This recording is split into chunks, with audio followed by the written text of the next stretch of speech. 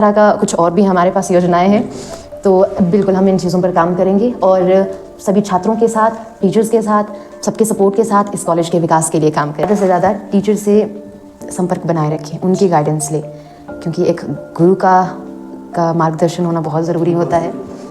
जी, वो दोस्त नहीं होते, लड़के दोस्त नहीं, लड़के भाई भाई होते हैं। Your problem is equal to my problem. तो लड़कन का एक अल्टीमेट गोल तो एक अच्छा इंसान बनना ही होता है। रिस्पेक्टफुल वाली पोस्ट होती है जी। और काफ़ी ज़्यादा रिस्पॉन्सिबिलिटी वाली भी पोस्ट है, क्योंकि आपके समझाए हुए, आपके पढ़ाए हुए, आपके डायरेक्शन वाले बच्चे आने वाले टाइम में भी देश को संभालते हैं। जी, क्योंकि जो काम दिल से किया जाता है वो बहुत खूबसूरत होता है और आपको उसको करके संतुष्टि मिलती है। और कि खुद में ही ना रहें, दूसरों के साथ जुड़ने की कोशिश करें, एक दूसरे का सहयोग करें, क्योंकि एक इंसान खुद में कुछ ना कुछ होता है, लेकिन जब हम सब मिलते हैं, एक दूसरे का सहयोग करते हैं, तो हम बहुत कुछ होते हैं। आने वाला पल जाने वाला है, आने वाला पल जाने वाला है, हो सके तो इसमें जिंदगी बिता दो पल जो। नमस्कार साथियों, मैं जीवन चौहान आप सभी का हार्दिक स्वागत और अभिनंदन करता हूं इस वीडियो में। दोस्तों, आज के इस वीडियो में हमारे साथ इंटरव्यू के लिए उपस्थित है ज्योति कुमारी जी। ज्योति कुमारी जी बेहद प्रतिभाशाली और एक प्रेरणादायी छात्रा हैं। चलिए हम ज़्यादा आपस में बातें ना करके हम सीधा आप लोगों को ज्योति जी से मिलाते हैं। तो ज्योति जी, नमस्कार। नमस्कार। सबसे पहले आपका स्वागत है इस पॉडकास्ट इंटरव्यू में। और आपको डिपार्टमेंट ऑफ पॉलिटिकल साइंस की प्रेसिडेंट यानी अध्यक्ष बनने पर बहुत बहुत बधाइयाँ और शुभकामनाएं। धन्यवाद। तो ज्योति जी, हम शुरू करना चाहते हैं आज के इंटरव्यू के लिए। क्या तैयार हैं? जी बिल्कुल। जी, हम शुरुआत करना चाहते थे ज्योति जी, आपके ही जो आपका परिचय है, मैं चाहता हूँ कि आप अपना परिचय स्वयं हमारे ऑडियंस के लिए प्लीज ज्योति जी। मेरा नाम ज्योति कुमारी है और मैं BA तृतीय वर्ष की छात्रा हूँ। हाल ही में 24 अक्टूबर 2024 को राजनीति शास्त्र विभाग में जो चुनाव करवाए गए थे, उसमें मैं प्रेसिडेंट पद की उम्मीदवार थी, जिसमें मैं सफल हुई हूँ। मैं थुनाग के छोटे से गांव नीलमपुर की निवासी हूँ और मैंने अपनी schooling government senior secondary school Thunag से की है। और मेरे पिताजी किसान हैं, मेरी माताजी हाउसवाइफ हैं। जी, थोड़ा सा आपके बैकग्राउंड स्टेटस के बारे में जानना चाहता हूँ, आपकी फैमिली के बारे में, आपके परिवार में कितने लोग हैं, क्या करते हैं, आपका किस तरह से आपका परिवार है, थोड़ा सा इस चीज़ के बारे में। जी, जैसा कि मैंने आपको बताया, मेरे पिताजी किसान हैं और साथ ही साथ वो वेल्डिंग का भी काम करते हैं। मेरी माताजी हाउसवाइफ हैं। हम 3 बहनें और 1 भाई हैं और साथ में मेरे दादा दादी भी हैं। बस। थोड़ा सा आगे चलते हैं, आपकी हॉबीज़ के बारे में जानते हैं, आपकी पसंद नापसंद के बारे में। मैं थोड़ा आपकी हॉबीज़ के बारे में जानना चाहता हूँ। आपको ऐसी कौन कौन सी चीज़ें हैं जो आपको अच्छी लगती हैं खाने पीने में या करने में जो? जी, शौक़ की बात रही तो सिंगिंग मेरी एक हॉबी है और उसके साथ साथ मैं डांस में भी मेरा शौक़ है। और फ्री टाइम में मैं ड्राइंग भी कर लेती हूँ। बस। जी, मैंने दर्शकों को बता देता हूँ, मैं इनका परिचय लेने से पहले इनका थोड़ा सा इनका नाम दिया था बहु प्रतिभाशाली। तो आपको हॉबीज़ सुन के लगेगा पता कि चलो अच्छी बात। आपने बताया हॉबीज़ के बारे में बात कर रहे थे। आपने बताया कि सिंगिंग मुझे अच्छी लगती है, तो आप सिंगिंग करते हैं? जी बिल्कुल। जी, तो मैं चाहता हूँ हमारे दर्शकों के लिए और हमारे लिए एक छोटा सा पेशकश। जी, मेरा एक फेवरेट सॉन्ग है जो कि किशोर कुमार द्वारा गाया गया है। जी, आपने भी सुना होगा, आने वाला पल जाने वाला है। बिल्कुल बिल्कुल। जी, तो उसकी 2 लाइनें। दो क्या, आप अच्छे से एक्सप्रेस कीजिए अपने आप को। जी, आने वाला पल जाने वाला है, आने वाला पल जाने वाला है, हो सके तो इसमें जिंदगी बिता दो, पल जो ये जाने वाला है, हाँ हाँ, आने वाला पल जाने वाला है। बहुत सुंदर, बहुत बढ़िया। मुझे लगता है कि जो स्वर कोकिला का जो जी संज्ञा दी नहीं गई थी, जी नहीं उनको दी गई। चलो आप भी मुझे लगता है उनसे उस लेवल को अचीव बहुत जल्द कर लेंगे, जिस तरह की सुंदर मधुर आवाज़ आपकी है। मुझे लगता है कि आप आने वाले समय में अपना खुद का कोई एल्बम तो नहीं निकालेंगे जी, इस तरह कोई प्लान आपका? ऐसा तो मेरा कोई प्लान नहीं है। सिंगिंग मेरी शौक है, मैं चलते फिरते गुनगुनाती रहती हूँ, जी, बहुत बढ़िया। खुद को भी एंटरटेन करती हूँ और दूसरों को भी करती रहती हूँ। जी, बहुत अच्छा। जी जी, बहुत सुंदर, बहुत अच्छा। मैं भी जरूर इस सॉन्ग को ध्यान में सुनूंगा। मुझे मैं पर्सनली अपने बारे में बताऊं तो मुझे भी 90s के जितने भी है सदाबहार नगमे मुझे बहुत ही अच्छे लगते हैं। मैं उनको सुनता रहता हूँ। पुराने गानों की यही खासियत होती है कि उसमें एक अच्छा म्यूज़िक होता है, अच्छे बोल होते हैं, सुनने में मज़ा आता है। आजकल के सॉन्ग्स की अपेक्षा मैं कहूँगी कि जी 90 के सॉन्ग बेस्ट है। चलिए जी, अपना अपना पर्सपेक्टिव होता है। जी, ये तो है। बिल्कुल, थोड़ा आगे चलते हैं। हाँ, थोड़ा हम ज़्यादा इधर उधर की बातें ना करते हुए हम सीधा उस जो चुनाव हुए थे 24 तारीख को, जो चुनाव हुए थे डिपार्टमेंट ऑफ पॉलिटिकल साइंस के अलग अलग पोस्टों के लिए जो इलेक्शन करवाए गए थे, उनमें से जो फाइनल ईयर थी उनमें से 2 पोस्टों के लिए 2 में से 1 पोस्ट जो प्रेसिडेंट का था जी, वो आपको मिला है, आपको निर्वाचित किया गया है। थोड़ा उस वक्त का एक्सपीरियंस, उससे पहले जब आप नॉमिनेशन किया था और उसके बाद प्रचार किया था और इलेक्शन तक का जो सब कुछ एक्टिविटीज़ हुई थी उस वक्त की, थोड़ा उस टाइम का जो एक्सपीरियंस था आपका, उसके बारे में थोड़ा जानना चाहता हूँ। दर्शकों को थोड़ा बताइए आप। जी बिल्कुल। इलेक्शन की मैं बात करूँगी नॉमिनेशन से। जी। तो नॉमिनेशन का इस बार हमारा उतना अच्छे से प्रोसेस नहीं हो पाया जितना पिछली बार हुआ था। पिछली बार भी मैं सेकेंड ईयर से जूनियर वाइस प्रेसिडेंट के लिए खड़ी थी, लेकिन उसमें मैं हार गई थी। तो इस बार मेरे कुछ दोस्त, मेरे कुछ सहयोगियों ने मुझे प्रोत्साहित किया कि तुम्हें इस बार भी चुनाव लड़ना चाहिए। तो इसीलिए मैंने फिर नॉमिनेशन किया इसके लिए। और उसके बाद हमने प्रचार प्रसार किया। प्रचार के लिए मैं ये कहूँगी कि मेरा प्रचार उतना अच्छे से नहीं हो पाया, क्योंकि सुबह के टाइम ऐसा होता है कि हमारी क्लासेस बैक टू बैक लगती हैं, पहले पॉलिटिकल की फिर हिस्ट्री की। तो उस बीच मुझे टाइम निकालना मुश्किल हो जाता था कि कैसे मैं क्लास में जाऊं और क्लास वाइज स्टूडेंट्स को संबोधित करूं, वोट मांगूं। तो फिर भी मैंने टाइम निकाला और मैंने तीनों क्लासेस में प्रचार किया, वोट मांगे। लेकिन उसके बाद भी बहुत सारी डिस्टर्बेंसेस चली रही, जैसे इलेक्शन बार बार पोस्टपोन होते गए। उसका भी मैं ये कहूँगी कि बहुत बड़ा इफ़ेक्ट पड़ा इलेक्शंस पर। और साथ ही साथ वर्कशॉप भी हुई जिसमें मैंने पार्टिसिपेट किया था, कॉन्फ्रेंस भी हुई, इसके साथ और भी एक्टिविटीज़ होती रही, जिस कारण इलेक्शन का थोड़ा मतलब आगे पीछे होता रहा। और इलेक्शन से पहले 2-3 दिन पहले मुझे टाइम था कि मैं प्रचार करूं, क्योंकि तब के लिए ऐसा हो गया था कि स्टूडेंट्स भूल चुके थे कि वोट भी होने, ये भी भूल चुके थे कि चुनाव चिन्ह क्या है किस उम्मीदवार का। तो स्थिति ऐसी हो चुकी थी। तो फिर उन 2 दिनों में मैं किसी कारणवश अपना प्रचार नहीं कर पाई, लेकिन मैंने कोशिश की थी, पर्सनली भी लोगों से कनेक्ट होने की मैंने कोशिश की थी, लेकिन उतना नहीं हो पाया। लेकिन फिर भी जितना मैंने प्रचार किया उसी के अनुसार ही लोगों ने मुझे वोट किया, सपोर्ट किया और मैं जीत गई।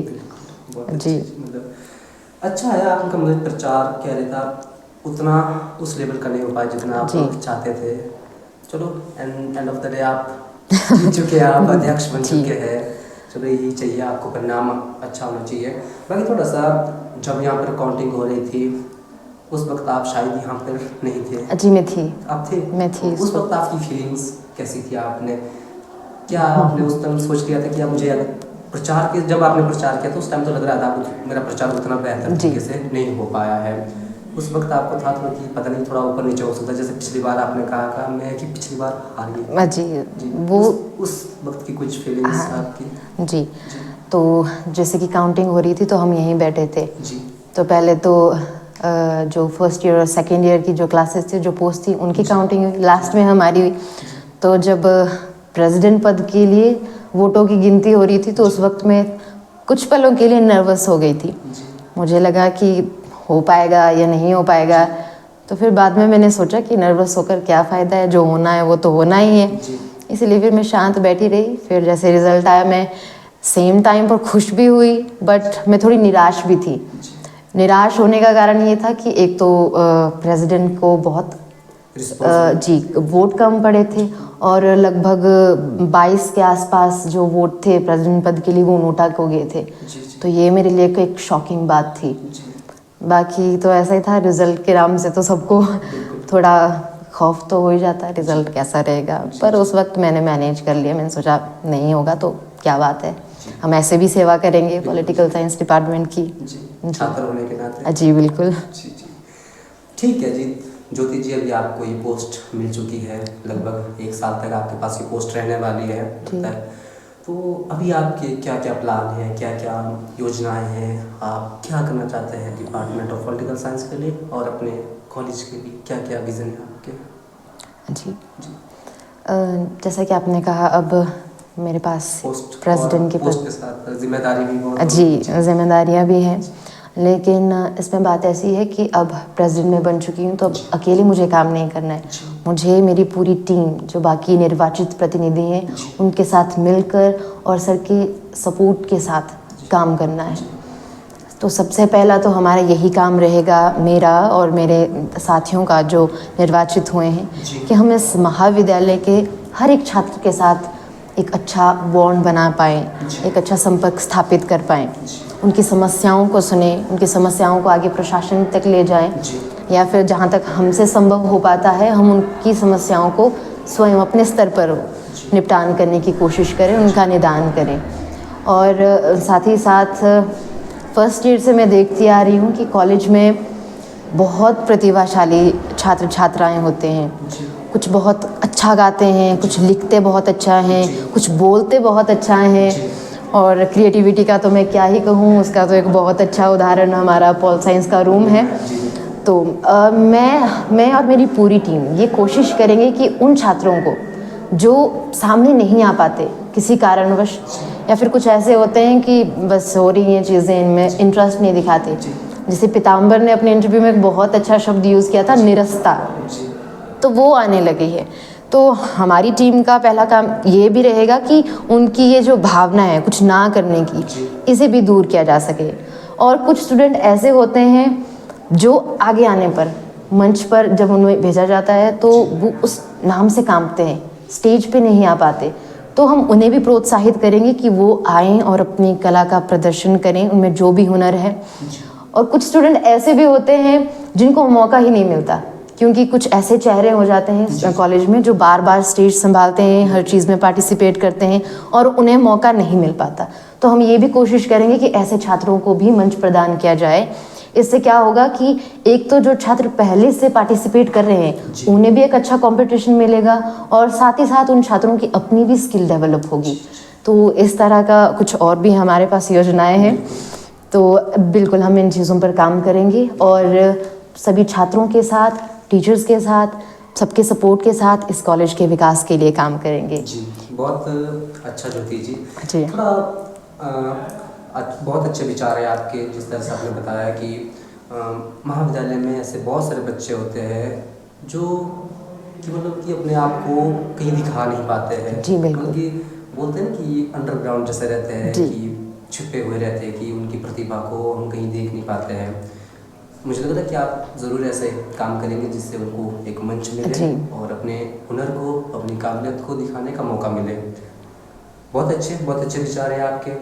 थोड़ा सा हम महाविद्यालय के कैंपस के बारे में, महाविद्यालय के अध्यापकों के बारे में, बच्चों के बारे में, यहाँ का माहौल किस तरह से देखते हैं यहाँ के माहौल को। लगभग आप हमारे सीनियर हैं, लगभग आपको 3 साल यहाँ पर पढ़ते हो चुके हैं। तो अभी तक का आपका एक्सपीरियंस इस कॉलेज से संबंधित किस तरह से है? कॉलेज के में जो एक्सपीरियंस मेरा रहा है उस पर आने से पहले मैं पहले की बात करना चाहूँगी कि जब हमने कॉलेज के बारे में सुना था जी। कि लंबा थाच में स्टूडेंट ऐसे ही बैठे रहते हैं, कोई पढ़ाई नहीं होती, कमियां बहुत ढूंढते थे लोग, और जिस कारण हमारे दिमाग में भी एक नकारात्मक विचार उत्पन्न हो गया था कि लंबा थाच क्या जाना है। मेरा भी पहले विचार था कि लंबा थाच नहीं जाना है, कहीं और जाना है। लंबा थाच आए, यहाँ पर मैंने माहौल देखा तो मुझे बहुत अच्छा लगा, क्योंकि मुझे स्कूल की जैसी भावना यहाँ पर उत्पन्न हुई।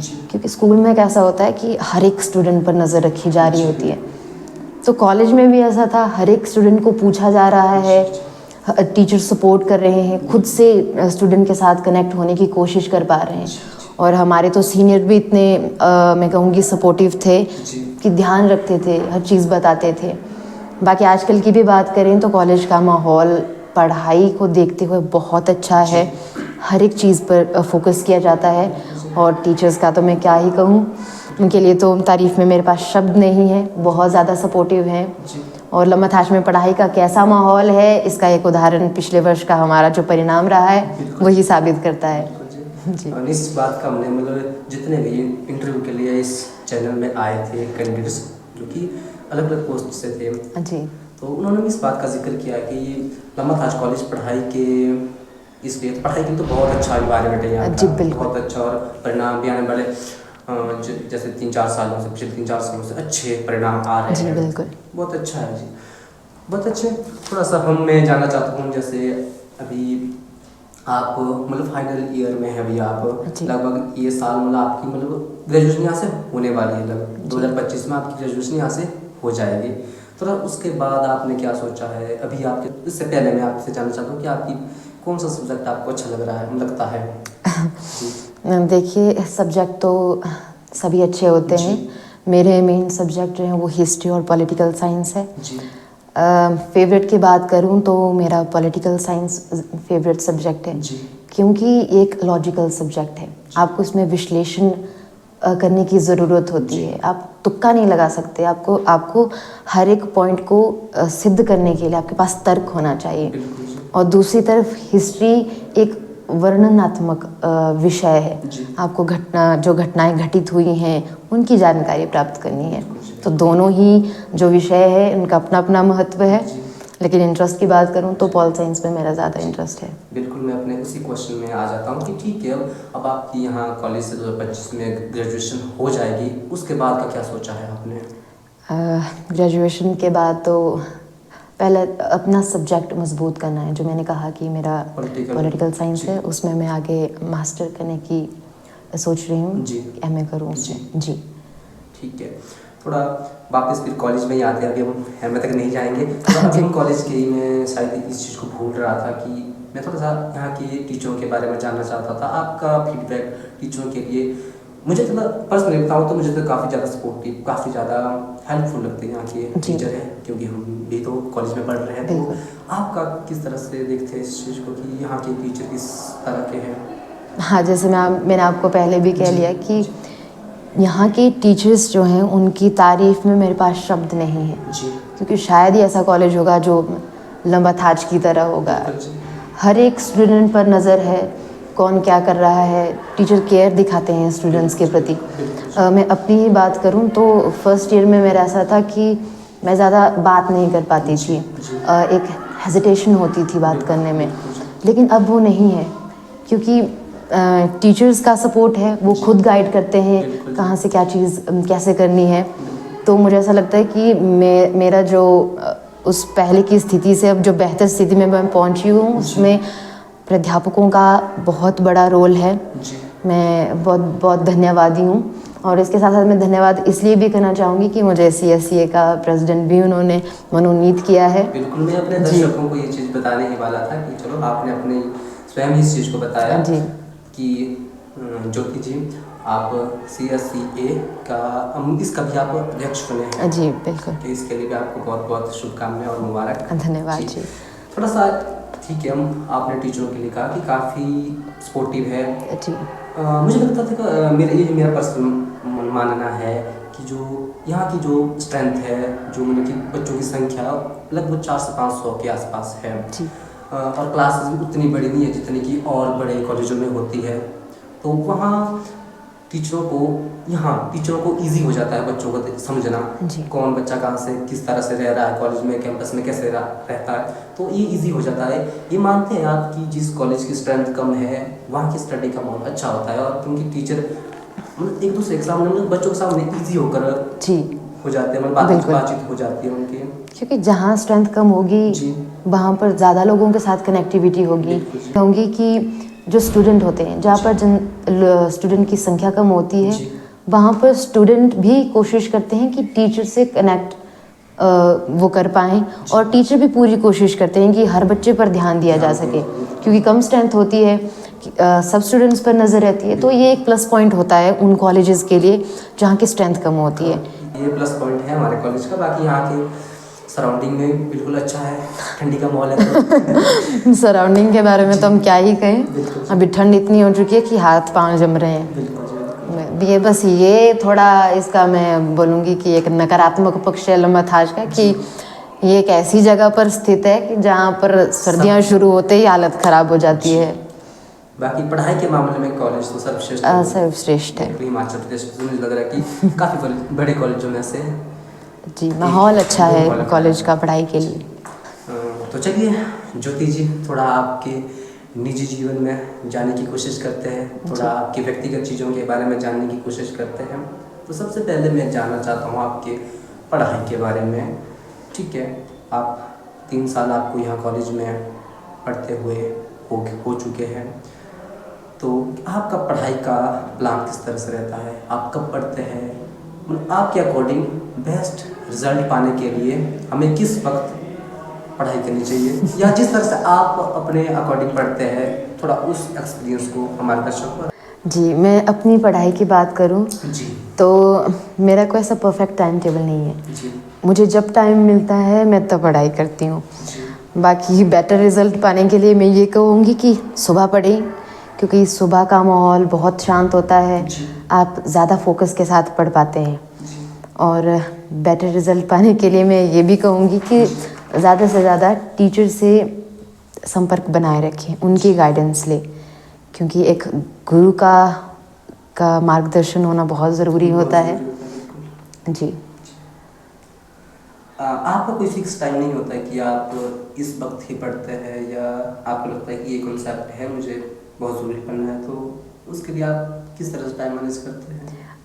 उस वक्त जब मुझे ऐसा लगता है कि ये चीज़ मुझे आज स्टडी करनी बहुत ज़रूरी है तो मैं टाइम निकाल लेती हूँ, या तो फिर मैं शाम को 10 से 11 या फिर सुबह 6-7। आपकी थोड़ा स्कूलिंग में जाते हैं, आपने कहा था कि मैंने साइंस स्ट्रीम को छोड़ के आर्ट्स लिया कॉलेज में जी। मैं थोड़ा सा इसमें अपना भी ऐड ऑन करना चाहता हूँ। मुझे लगता है थोड़ा सा हम सिमिलर हो गया, मैंने भी ऐसा ही किया है जी। +2 में मेरे +1 तो मैंने साइंस स्ट्रीम से था, और अभी कॉलेज में आर्ट्स लिया है। थोड़ा इस टॉपिक पे आ जाए कि आपने साइंस क्यों ड्रॉप किया, फिर आर्ट्स में आने का मन क्यों बनाया आपने, थोड़ा इसके बारे में जी। तो +1 +2 में मैंने नॉन मेडिकल लिया था, लेकिन वो काल था कोरोना का जिसमें हमारी स्टडी उतने अच्छे से नहीं हो पाई, और मेरे जो बेसिक थे वो बिल्कुल भी क्लियर नहीं थे, और मुझे ऐसा लगने लगा कि शायद मुझसे नहीं हो पाएगा। मैं थोड़ा ज़्यादा ही डिमोटिवेटेड हो गई थी उस वक्त, तो फिर मैंने सोचा कि क्यों ना आर्ट्स में किया जाए। पॉलिटिकल को समझने का मेरा इंटरेस्ट था, हिस्ट्री के बारे में जानना वो तो मेरे पहले से ही रुचि रही है, तो इसीलिए मैंने फिर कॉलेज में आकर सब्जेक्ट चेंज कर दिया। उस वक्त जब आपकी +2 हो गई थी, क्या आपके अनुसार या आपके अकॉर्डिंग अच्छे नंबरों से पास हो चुके थे आप उस वक्त +2? जी, अच्छे मतलब ठीक मैं पास हो चुकी थी, ऐसा कहूँगी मैं। को बता सकते हैं आप लगभग अप्रॉक्सीमेटली कितने आए थे नंबर आपके? मेरे आई थिंक 84 पॉइंट समथिंग जी। बहुत बढ़िया। थोड़ा सा और आगे चलते हैं, पढ़ाई की बात हो चुकी है, थोड़ा खाने पीने के टॉपिक के ऊपर आते, क्योंकि एक क्वेश्चन है, आपने शायद पिछले इंटरव्यू देखे, हमारे दर्शकों ने भी पिछले इंटरव्यू देखे होंगे। क्वेश्चन सभी के लिए सेम है, क्योंकि सेम कॉलेज से है तो सभी के लिए सेम है, थोड़ा खाने पीने के ऊपर आ जाते हैं ज्योति जी। ज्योति, मैं जानना चाहता हूँ आपसे कि सबसे पहले तो इस बात में शुरू करता हूँ कि क्या आपको खाना बनाना अच्छा लगता है? जी, खाना बनाना अच्छा लगता है। अच्छा, और खाने में क्या अच्छा लगता है? खाने की मैं बात करूँ तो मुझे घर का ही खाना पसंद है। जी मैं फ़ास्ट फूड या बाहर का खाना खाना अवॉइड करती हूँ। जी घर के खाने की मैं बात करूँ तो मुझे सिंपल राजमा चावल जी पसंद है, जी कढ़ी पसंद है। जी, जी। अच्छा, स्वीट्स थोड़ा सा और स्वीट्स में कोई अच्छा? स्वीट्स में मुझे गुलाब जामुन पसंद है और खीर खीर मेरी बहुत फेवरेट है। जी जी, सावन का महीना वैसे बहुत स्पेशल होता है बिल्कुल जी और इस लिहाज से वो मेरे लिए और भी ज़्यादा स्पेशल हो जाता है। खीर। जी, खीर मुझे बहुत पसंद है। जी ठीक है जी। ज्योति जी, आप मुझे लगता है खाने पीने की शौकीन है आप। हाँ जी। ठीक है, दाल चावल हम भी खाते हैं, आप भी खाते हैं। मिठाई में जैसे आपने कहा कि gulab jamun one of the best yes. Sweet है आपकी। जी चलिए थोड़ा और आगे जाते हैं, हम बात करते हैं। अब ये बात मैंने अपने पहले इंटरव्यू में बोल चुकी, चलो आपके साथ इस चीज़ को डिस्कस करते हैं। हम कॉलेज में आते हैं, जैसे स्कूल से आ जाते हैं तो कॉलेज में हमें मिल जाती है फ्रीडम, घर वालों से भी और कॉलेज के जो प्रशासन वहाँ से भी थोड़े बहुत हमें फ्रीडम मिलती है। फ्रीडम इन द सेंस कि आप दोस्ती यारी से भी सब कर सकते हैं। आप अलग अलग दोस्तों के साथ, अलग अलग लड़कों लड़कियों के साथ दोस्ती करके मिलजुल सकते हैं, अपना काम कर सकते हैं, स्टडी कर सकते हैं। इसी संबंधित मैं आपसे क्वेश्चन कर रहा हूँ, क्या आपको दोस्ती करना पसंद है या आप ऐसे ही इंट्रोवर्ट रहते हैं कि नहीं मैं दोस्ती नहीं करनी? जी जी, मुझे ऐसा लगता है कि दोस्त बनाना एक हुनर होता है जिसमें मैं बहुत फिसड्डी हूँ। क्योंकि मैं ऐसा कहूँ कि मेरे ज़्यादा जल्दी दोस्त नहीं बन पाते, थोड़ा टाइम लगता है। और दोस्त ऐसे हों जो गाइड करें, सपोर्ट करें। मेरा मानना ऐसा है कि दोस्त कम ही हों पर अच्छे हों। क्वालिटी पे विश्वास करते हैं जी। क्वालिटी नहीं, मतलब अच्छे हों जो गाइड करें, अच्छी चीज़ों के लिए सपोर्ट करें। दोस्त तो वही होता है और जो मुसीबत के समय में भी साथ दे। तो मेरे पास ऐसे दोस्त हैं, बहुत दोस्त हैं। मैं बहुत सौभाग्यशाली हूँ दोस्तों के मैटर्स में।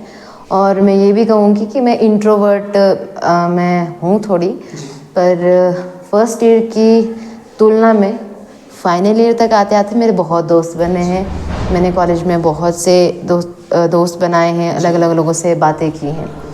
और दोस्ती के बारे में मैं एक चीज़ कहूँगी, मेरे साथ तो ऐसा नहीं है लेकिन मैंने ये चीज़ नोटिस की है कि लड़कियों लड़कियों की जो दोस्ती होती है ना, उसमें एक ईर्ष्या की भावना कभी कभी उत्पन्न हो जाती है। मुझे लगता है हर बार होता है। जी। हर बार तो हम नहीं कह सकते, लेकिन कभी-कभी। जी कभी कभी ऐसा देखने को मिलता है बिल्कुल जी। कि लड़के एक दूसरे से जलन कर बैठती हैं। जी जी, लेकिन लड़कों की दोस्ती में ऐसा नहीं होता। काफी हैप्पी बॉन्ड होता है जी, आपस में। वो दोस्त नहीं होते, लड़के दोस्त नहीं, लड़के भाई भाई होते हैं। Your problem is equal to my problem. बिल्कुल सही है। तो लड़कियों की दोस्ती में मुझे ये चीज़ थोड़ी कम दिखाई देती है।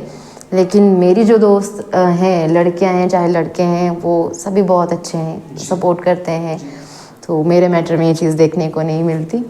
जी बात है तो बात है। जी, पर और मैं लड़का लड़की दोनों से दोस्ती करूँगी जी अगर वाइब मैच हो जाती है तो। फाइल मैच होना बहुत जरूरी है। जी बिल्कुल, ये बात शायद मुझे याद आ रहा है कि पिछले इंटरव्यू में ये चीज़ की गई थी। शायद अगर विचार मिलते हैं तो दोस्ती जी हो जाती है। जी थोड़ा और आगे बढ़ते हैं हम। हमने कॉलेज के लिए आप क्या करने जा रहे हैं और डिपार्टमेंट ऑफ पॉलिटिकल साइंस के लिए आप क्या कर रहे हैं उसके लिए प्लान हमने जान चुके हैं। जी अब मैं जानना चाहता हूँ आपके खुद के प्लान क्या है फ्यूचर के। खुद क्या करने जा रहे हैं आप फ्यूचर में? होता है ना, हर पर्सन का एक प्लान होता है कि यार कुछ ज़िंदगी में जी रहे हैं, पढ़ रहे हैं, किस लिए पढ़ रहे हैं, तो कुछ था मतलब कि कुछ उनका गोल्स, कुछ एम होता है। तो आप मैं जानना चाहता हूँ ज्योति जी का क्या प्लान है फ्यूचर से रिगार्डिंग? जी, लाइफ में गोल का होना बहुत ज़रूरी होता है। कहीं ना कहीं से तो अर्निंग करनी ही है। वैसे हमारे जीवन का एक अल्टीमेट गोल तो एक अच्छा इंसान बनना ही होता है। लेकिन उसके साथ में अगर आपने जैसे कहा कि एक और गोल होता है, जी मुझे लगता है कि हर इंसान का जीवन में कोई ना कोई गोल होना चाहिए। तो मेरा भी एक गोल है, मैं एक प्रोफेसर बनना चाहती हूँ। क्योंकि एक अध्यापक ही होता है जो एक राष्ट्र निर्माता होता है। तो मैं भी यही चाहूँगी कि इसी क्षेत्र में मैं आने वाले समय में अपनी भूमिका अदा कर पाऊँ। जी तो ज्योति जी, मैं ये समझ लूँ कि आने वाले समय में लगभग 10 से 12 साल लग जाते हैं। तो उस समय के बाद यानी 10 से 12-15 साल के बाद आप पॉलिटिकल साइंस के ही जी जी जी थोड़ा इसी से संबंधित मैं आपसे और पूछना चाहता हूँ, जैसे जानना चाहता हूँ कि एक प्रोफेसर बनने के लिए अभी से आप ऐसे कौन कौन से हर्डल्स आएंगे, ऐसी कौन कौन सी चुनौतियाँ आती हैं जिनको आपने पार करना है, उसके बाद आप एक प्रोफेसर बनेंगे। थोड़ा सा इस चीज़ के बारे में आपसे जानना चाहता हूँ। देखिए, जैसा आपने कहा कि किसी भी गोल को अचीव करने के लिए बहुत सी चुनौतियों का सामना करना पड़ता है। तो मेरा जो गोल है प्रोफेसर बनने का, इस मार्ग में भी बहुत सी बाधाएं आएंगी। जैसे कि अभी एमए करना है, एमए के बाद आपको नेट सेट भी क्वालिफाई करना पड़ता है। काफ़ी लंबा प्रोसीजर या प्रोसेस होता है। जी, उसके बाद इंटरव्यू होगा, तब जाकर अब आप सिलेक्ट होते हैं तो आप प्रोफेसर बनेंगे। तो लंबा प्रोसेस है, तो इसमें मुझे जो लगता है क्वालिटी मुझे खुद में डेवलप करनी पड़ेगी, वो है पेशेंस और हार्ड वर्क करना पड़ेगा जी, तब जाकर गोल अचीव होगा। बिल्कुल जी, बिल्कुल। मतलब हम क्या देखते हैं ना कि हम प्रोफेसर बनेंगे, नेट सेट एमए ये वो हम चीज़ें कर लेंगे जी। कहने और करने में बहुत ज़्यादा फ़र्क होता है जी, बहुत ज़्यादा फ़र्क होता है। काफ़ी ज़्यादा बाहर अच्छी जगह में पढ़ना पड़ता है, अच्छी जगह से मतलब अपनी भी डिग्रीज लेनी पड़ती है। चलो अच्छा है, बहुत अच्छा आपका जो गोल है। एक मुझे लगता है कि एक रिस्पेक्टफुल वाली पोस्ट होती है और काफ़ी ज़्यादा रिस्पॉन्सिबिलिटी वाली भी पोस्ट है, क्योंकि आपके समझाए हुए, आपके पढ़ाए हुए, आपके डायरेक्शन वाले बच्चे आने वाले टाइम में भी देश को संभालते हैं जी। थोड़ा सा और आगे जाते हैं, हम अपने इंटरव्यू को अंतिम पड़ाव पर ले जाने की कोशिश करते हैं। मैं चाहता हूँ आप हमारे लिए और हमारे दर्शकों के लिए कुछ संदेश जो आपके अनुभव के अनुसार, जो आपके अकॉर्डिंग, आपके अनुसार, आपके अनुभव का अभी तक का है जी। अनुभव तो वैसे मुझे ज़्यादा खास है नहीं, लेकिन फिर भी जो चीज़ें मैंने सीखी हैं वो आपके साथ शेयर करना चाहूँगी। पहली बात तो ये है कि आपके पास चाहे जितना मर्जी नॉलेज हो, आपके पास बहुत बड़ा ज्ञान का भंडार हो, लेकिन यदि आपको उस ज्ञान को दूसरे के समक्ष रखना ना आए तो फिर आपके उस ज्ञान का कोई फ़ायदा नहीं है। मतलब अपने विचार को एक अच्छे तरीके के साथ, खूबसूरती के साथ दूसरों के सामने रख पाना एक कला होती है। और मैं भी अभी यहाँ बैठी हूँ, मैं भी कोशिश कर रही हूँ खुद में इस चीज़ को डेवलप करने की। और साथ ही साथ मैं ये कहूँगी कि आप जो भी कर रहे हैं उसे 100% दीजिए, अच्छे तरीके से कीजिए। आप जिस क्षेत्र में कार्य करना चाहते हैं उसमें पारंगत तो होइए ही, लेकिन उसके साथ साथ बाकी चीज़ों पर भी फोकस कीजिए। मेरी पिताजी कहते हैं कि पढ़ाई तो आपका मेन जो है काम है, पढ़ाई को तो प्रायोरिटी देनी ही देनी है, लेकिन उसके साथ साथ बाकी चीज़ों पर भी ध्यान देना है, बाकी चीज़ों का भी आपके पास नॉलेज होना चाहिए। इसलिए मैं यही कहूँगी कि जो भी काम करें उसमें 100% दें, अपना बेस्ट देने की कोशिश करें, क्योंकि जब आप बेस्ट देंगे तो आपको एक संतुष्टि की भावना होगी, क्योंकि जो काम दिल से किया जाता है वो बहुत खूबसूरत होता है और आपको उसको करके संतुष्टि मिलती है। और साथ ही साथ मैं अपने छात्र साथियों को यही कहूँगी कि खुद में ही ना रहें, दूसरों के साथ जुड़ने की कोशिश करें, एक दूसरे का सहयोग करें, क्योंकि एक इंसान खुद में कुछ ना कुछ होता है, लेकिन जब हम सब मिलते हैं, एक दूसरे का सहयोग करते हैं तो हम बहुत कुछ होते हैं जी। मैं यही कहूँगी, सहयोग करें, सपोर्ट करें और आगे बढ़ें जी। जी, तो ज्योति जी, आपका कहने का मतलब है कि सबसे पहले तो आपका ये था कि जो भी आप कर रहे हैं उसको आप 100% दीजिए, दिल से कीजिए। जो काम भी आप कर रहे हैं उससे था कि आप जो स्टूडेंट्स हैं एक दूसरे के साथ सहयोग के साथ रहें, एक दूसरे की हेल्प करें, एक दूसरे को किसी भी चीज़ की प्रॉब्लम होती है, दिक्कत होती है, किसी भी तरह की कोई हेल्प की नीड होती है जी, तो हेल्प करें।